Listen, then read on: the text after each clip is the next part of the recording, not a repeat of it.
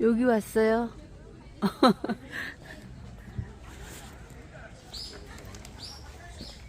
동백꽃? 이거 무슨 꽃이야? 아, 저기 동백꽃하고 수국꽃이 여기 많다고. 가 봅시다. 여기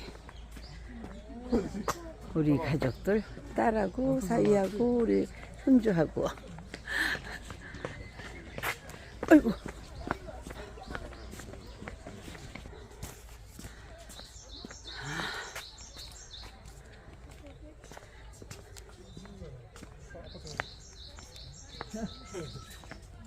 어머, 우리 저기서 사진 찍었어. 맞아. 저희가 사진 찍는 거지. 저 사진 스팟이야. 그래서 엄마 여기서 사진 찍어. 이렇게 공기 좋고 꽃이 많은 이 봄에 제주도를 왔는데 여기 동백꽃도 있고요. 여기에서 성경 말씀을 조금 좀 드려보고 싶습니다. 오늘 율법과 진리에 대하여 말씀을 드려보겠습니다. 이는 진리를 알기 위해서는 율법을 알아야 하는 것입니다. 율법을 모르고서는 진리를 안다고 할 수 없고, 또 진리를 알아야 할 자가 율법을 모르면 안 되는 것이죠. 율법과 진리라는 것은 유기적인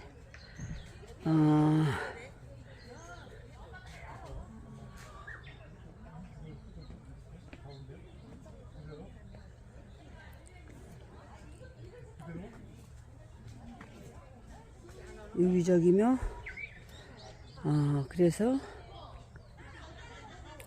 유기적이라는 것은 하나는 하나의 그림자요, 하나는 본체와 우리가 사람 그림자를 쭉 따라가 보면 사람이 나타나죠.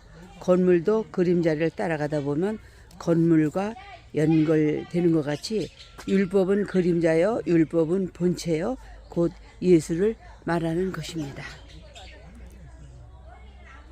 그러니까 원형이라는 데서 본바탕, 원형이라는 데서 유기적인 것이고, 또는 상반된 것이라는 것은 율법과 복음은 극과 극이다, 이런 말씀이죠.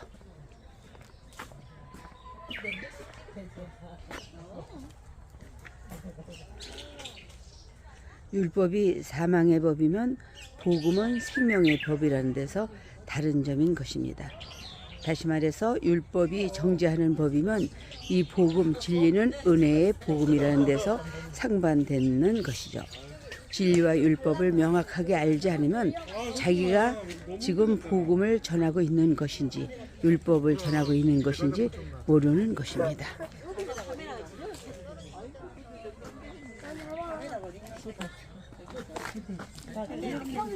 이게 저까지는 찍어야 된단 말이에요. 난 안 찍어도 돼. 엄마 이쪽 여보. 꽃이 하도 아름다워서 사람들이 사진을 많이 찍고 있어요.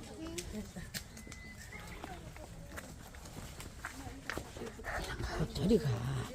거기 안 나와. 여기 얼른 가, 얼른 가. 나도. 아이, 나도 찍어줘. 엄마가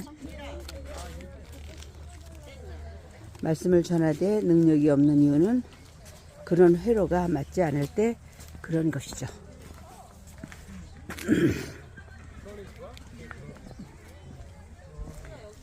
성경에는 율법이라고 하는 법칙과 진리라고 하는 법칙이 있는데, 율법을 사망의 법이고 율법은 진리는 생명의 법이고, 이 법칙보다 더 깊은 것은 원리인 것입니다.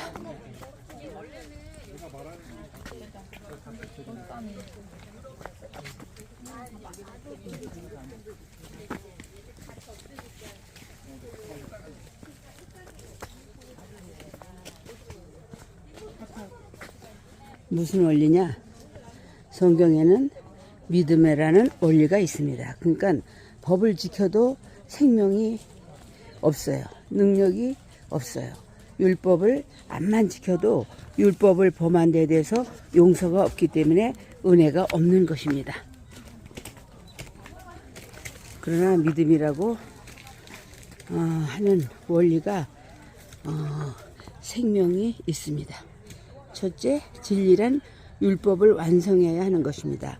마태복음 5장 17절 이하에 내가 율법을 폐하러 온 것이 아니라 온전케 하러 왔다라고 말씀을 하셨습니다. 그런데 율법을 폐하신다고 히브리서에 말씀하셨죠? 그러면 폐한다는 말이 있고 폐하지 않는다는 말이 있는데 어떤 것이 진짜냐 하는 것이죠.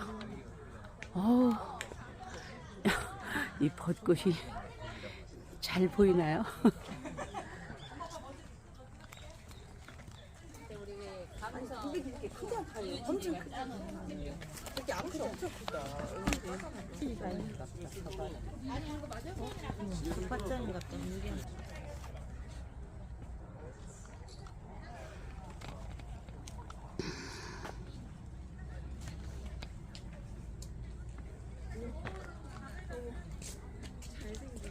오, 진짜 잘 나왔다. 잘 나왔다. 완전 민간처럼 나왔는데? 그러면 폐한다는 말이 있고 폐하지 않는다는 말이 있는데 어떤 것이 진짜냐, 모순이 있지 않느냐 생각하게 되는 것이죠. 그런데 이속에서 말씀하신 것이 우선이고 절대적인 것입니다. 그런 문제가 있다 이 말입니다. 문화냐 은혜냐, 문화냐 신앙이냐, 이 두 가지 충할 때가 있죠.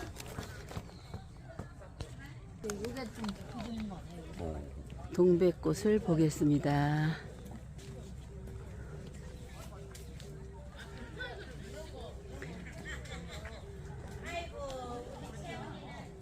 이 두 가지 충할 때가 있죠. 왜? 창세기 1장 28절에 보면 인간에게 문화를 주었어요.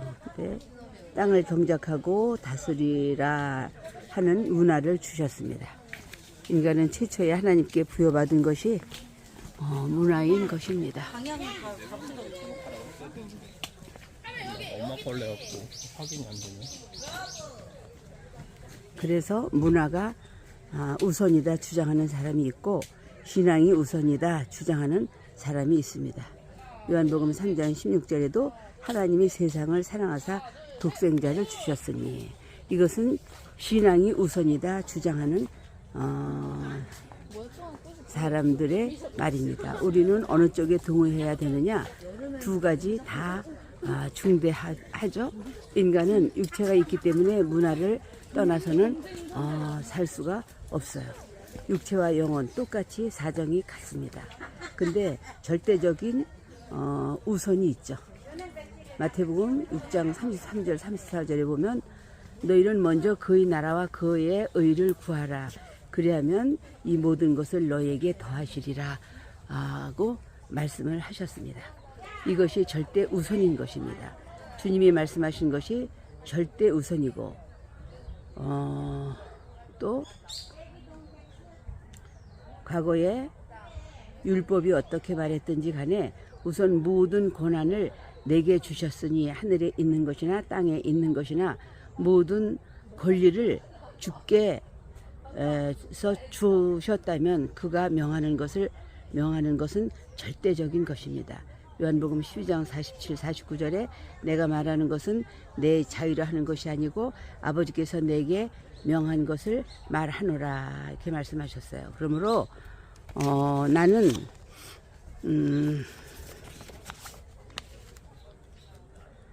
모든 명령이 영생인 줄 안다 하셨고 요한복음 15장 15절에도 내가 내 아버지께 들은 것은 다 너희에게 알게 하셨음이라라고 말씀하셨습니다. 그러니까 구약이든 신약이든 다 중하고 다 급한 것입니다. 문화도 급하고 사람이 당장 먹어야 하니까, 그러나 신앙이 우선돼야 한다는 것입니다. 예수께서 먼저 그의 나라와 그의 의를 구하라. 먼저라고 하는 절대 우선 예수님의 말씀을 우선해야 되는 것입니다. 우리가 율법과 복음에 있어서 주님의 말씀하신 그 말씀이 절대 우선이라는 데서 잘 기초를 잡아야 하는 것이죠. 그러면 예수님은 내가 율법을 폐하러 온 것이 아니요 말씀하셨는데 율법을 완성하려고 했는데 완성이라고 하는 원뜻은 풍부한 설명을 가한다. 첫째는 내용을 풍부하게 한다는 뜻이요. 두 번째는 보충한다는 뜻이죠. 율법을 수리하고 고친다 하는 뜻이 아니라 그러면 어떻게 풍부하게 만드느냐. 첫째, 간음하지 말라. 바리새인들은 간음하지 않았죠. 그렇기 때문에 의인이에요. 그러나 예수님은 마음의 음욕을 품는 자다. 그러니까 바리새인들이 의인이 될 수 없다. 왜? 마음으로부터 일어나는 것을 부인할 수가 없으니까. 살인하지 말라. 살인 안 했어요. 그러면 의인이 나온다. 그러나 마음으로 미워하는 자마다 살인한 자다. 라고 또 예수님께서 말씀하셨죠.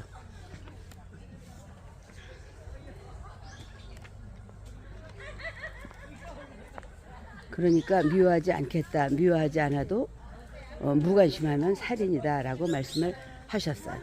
가인이 말하기를 내가 내 아우를 지키는 자니까 무관심 하라. 이거 그러니까 살인자 무관심한 것이 바로 살인한 거다 그 말이에요. 그러니까 그러면 관심을 가지겠습니다.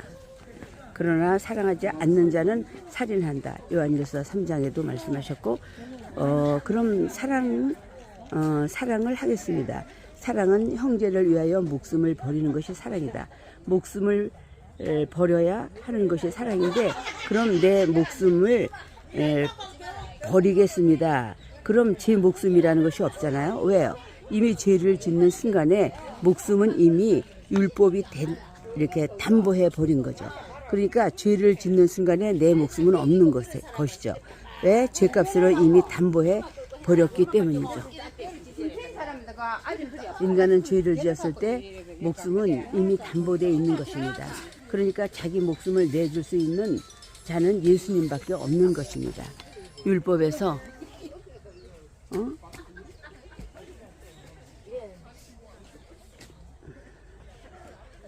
죄인이라는 뜻은 목숨이 없다는 뜻이에요. 죄값은 사망이라고 했죠. 죄인은 이미 자기 목숨이 없는 것입니다. 사람들이 쭉 빼있고 교만하고 그렇게 안 입고 없고 메스껍게 굴고 하는 것이 다 자기 목숨이라고 생각하기 때문에 그런 것입니다. 젊은 청년들도 군대 딱 입영을 하면 자기 목숨이 없는 것입니다. 국가에 자기 목숨을 헌납해 버린 것입니다. 죄인은 이미 죄값으로 자기 목숨을 팔려버린 거예요. 그래서 나는 죄인입니다 하는 것입니다. 하는 것이 그러니까 나는 죄인입니다 하는 것이 우리의 신앙이에요. 죄인이 아니면 구원을 받을 수가 없으니까 죄에 팔린 것이죠. 그래서 나는 죄인입니다 하는 것이 우리의 신앙이고 목숨이 죄값으로 팔린 것이죠. 하는 말과 똑같은 것입니다. 영원히 죄값으로 생명이 팔렸도다. 그냥 자기 목숨이 없기 때문에 사랑하고 살아도 사랑하고 싶어도 사랑하지 못하는 것이죠. 요한복음 15장 13절에 보니까 나는 친구를 위하여 목숨을 버리노라 그렇게 말씀하셨어요. 그러니까 자기 목숨을 버릴 수 있는 자는 인류 역사 속에 한 사람도 없는 것입니다.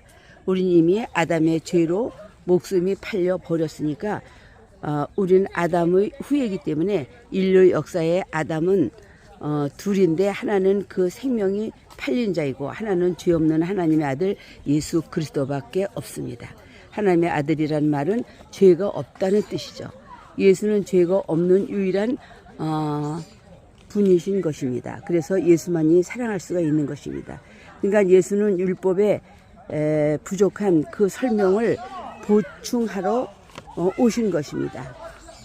그래서 율법을 풍부하게 설명하고 하려고 오셨습니다. 율법은 말씀을 의롭게 하는 법이 아니라 율법의 용무는 정죄하는 것입니다. 율법의 정의는 의는 없나니 하나도 없다.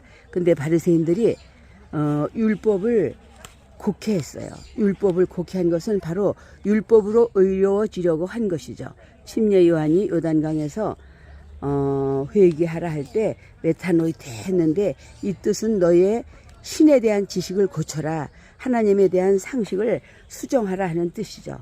오늘 모든 사람이 하나님에 대한 지식이 없어서 망하는 것입니다. 호세아 4장 6절 내 백성이 지식이 없어 망하는도다 말씀하셨어요. 호세아 6장 1절 6절에도 6장 1절로 6절에도 힘써 하나님을 알라라고 말씀하셨어요. 요한복음 17장 3절에 영생은 하나님을 아는 것이라고 말씀하셨죠. 그러니까 바리새인들은 하나님을 잘 몰랐던 거예요. 바리새인들은 하나님 뜻대로 살려고 해도 자꾸 저주가 온다 이거죠.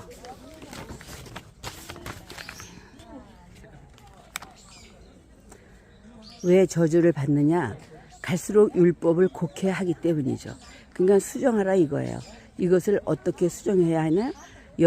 또 연구하다가 보니까 안식일을 범했구나. 그래서 저주가 오는구나. 그래서 해 떨어지기 전부터 안식일을 지켰습니다.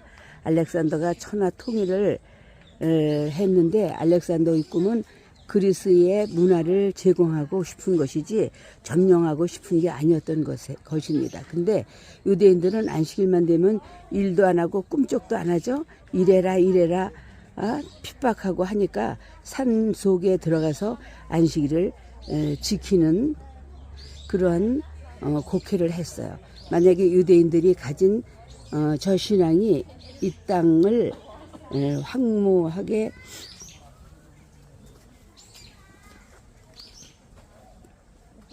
황무지가 되겠다고 강제로 일을 시켰습니다.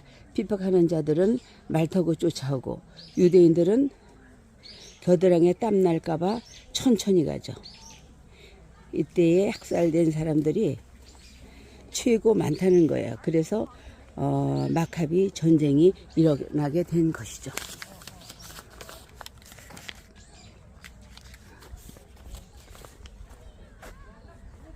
여기는 이렇게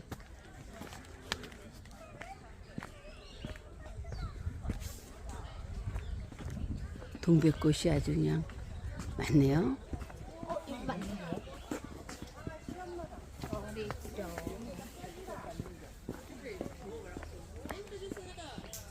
오늘 제주도는 첫날 말씀을 여기까지 전하고요.